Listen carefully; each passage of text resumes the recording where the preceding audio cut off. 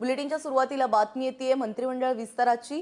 केंद्रीय मंत्रिमंडळ विस्तारानंतर आता राज्यातील मंत्रिमंडळ विस्तारासंदर्भातील तारीख समोर येऊ लागलेली आहे। 7 जुलैला महाराष्ट्रातील मंत्रिमंडळाचा विस्तार होणार असल्याचं कळतंय।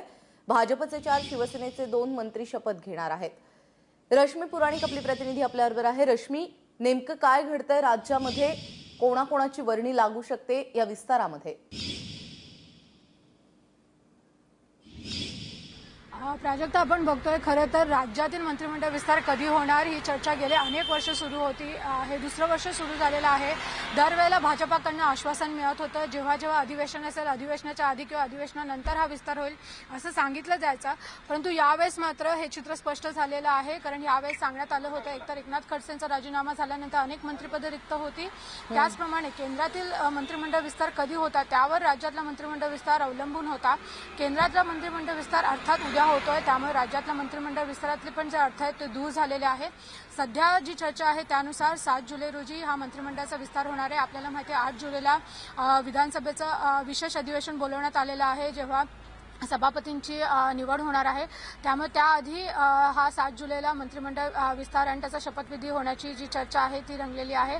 आणि जी सध्या माहिती मिळते की 12 मंत्री खरं तर आता मंत्रिमंडळात येऊ शकतात, परंतु त्यापैकी 3 मंत्रिपदं जे आहेत ते भाजपा रिक्त ठेवणार आहे। ती पदं 9 मंत्रिपदं जी आहेत ती भरली जाणार आहेत, ज्यामध्ये 2 मंत्रिपदं ही शिवसेनेची आहेत, राज्य मंत्रिपदं जी आधीच त्यांची आहेत, आणि 3 मंत्रिपदं जी आहेत भाजपच्या कोट्यातनं ती त्यांच्या मित्रपक्षांना जाणार आहे, ज्यामध्ये आपण बघतोय सदाभाऊ खोत असतील, महादेव जानकर असतील आणि विनायक मेटे असतील, त्यांची वर्णी लागणार आहे। हा मंत्रिमंडळ विस्तार जो आहे तो मित्रपक्षांसाठी खूप गरजेचा होता, कारण गेले अनेक वर्ष त्यांची मागणी होती की त्यांना मंत्रिमंडळ कुठे स्थान मिळालं पाहिजे होतं आणि त्यांना कुठेतरी गाजर दाखवत इथपर्यंत आणलं होतं। त्यामुळे हा मंत्रिमंडळ विस्तार करणं त्यांच्यासाठी देखील गरजेचं होतं।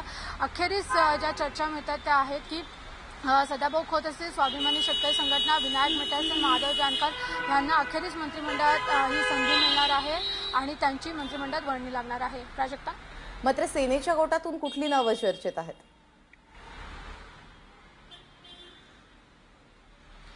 प्राजक्ता, आपण बघतोय की जेव्हा भाजपा आणि शिवसेनेची युती झाली होती तेव्हाच ठरवण्यात आलेलं होतं। आता 2 राज्यमंत्रीपदं जी आहेत ती शिवसेनेकडे आहेत आणि जी नावं आहेत ती अर्जुन खोतकर आणि गुलाबराव पाटील यांची नावं आहेत की त्यांची वर्णी लागण्याची शक्यता आहे।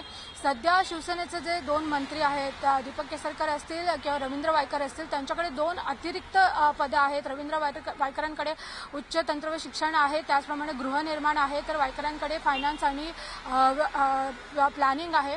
ह्या 2 पैकी एक मंत्रिपदं त्यांना द्यावी लागतील। त्यांची जी 2 नवीन मंत्री येतील त्यांची ह्या जागी वर्णी लागू शकते। हा शिवसेनेचा निर्णय असणार आहे।